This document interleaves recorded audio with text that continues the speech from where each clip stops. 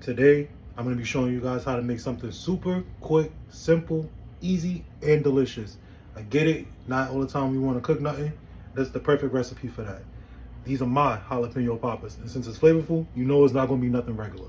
So let me show you how to make it. Alright, so we're going to start out with some whole jalapeno peppers. Make sure y'all wash y'all peppers. We got enough outbreaks enough as it is. We don't need no more starting. Wash y'all peppers. Thank you. To our clean peppers, we're going to split them in half, hollow out the inside, and place them in a bowl and set them aside. Then we're going to get started on our filling. I'm using about 6 jalapeno peppers. Alright, now to get started on our filling, to a bowl, you're going to add in 2 packs of room temperature cream cheese. Next, we're going to add in 2 heaping tablespoons of sour cream. 1 bag of shredded Colby Jack cheese. You can use whatever cheese you want. I'm using Colby Jack because that's just the cheese that I got, so that's what I'm going with.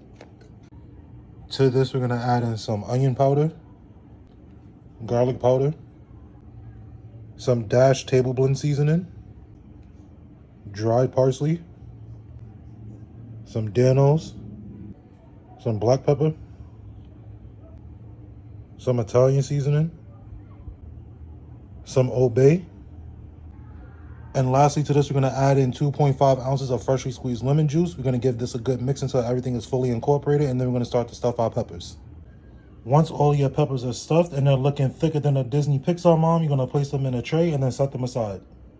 Side note, if you have extra of your mix left over, you can freeze it for up to a month, or you can make some of the most insane grilled cheese sandwiches with the same mixture as well. Now to a microwave safe dish, you're going to add in 1 stick of unsalted butter, back at it with the garlic powder, some dried parsley, and lastly, you're going to add in some Italian seasoning. After you add in your Italian seasoning, you're going to melt this in the microwave, but you don't want it to get too hot. Once the butter gets to a point where it's still solid, but once you start to mix it, it starts to liquefy. That's the point that you want it to get to. Once it gets to that point, stop heating it up and set it aside. Now that our butter is melted, we get started with our bacon. Depending on how many peppers you use, determines how many strips of bacon you're going to need. Since I did 6 peppers, I'm going to use 6 strips of bacon. I'm going to cut them in half and then set them aside. Next, you want to get a box of puff pastry shells. You can also do this with regular puff pastry, but it's a little bit easier to do it with the shells. I'll show you what I mean in just a second.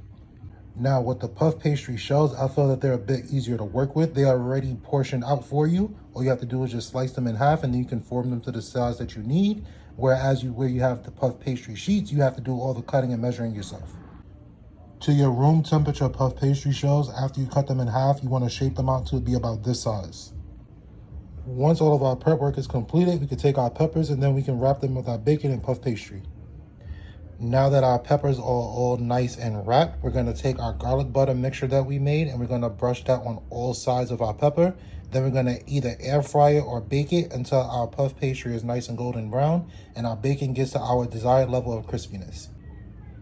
Once your peppers are done and you've taken them out of the air fryer or the oven, you're going to brush them with a little bit more of that butter mixture that we made, top it with some hot honey, and just get ready to dig in. Now, this is an easy weeknight dinner made right. If you want to see more videos like this, like, share, subscribe, and comment for more.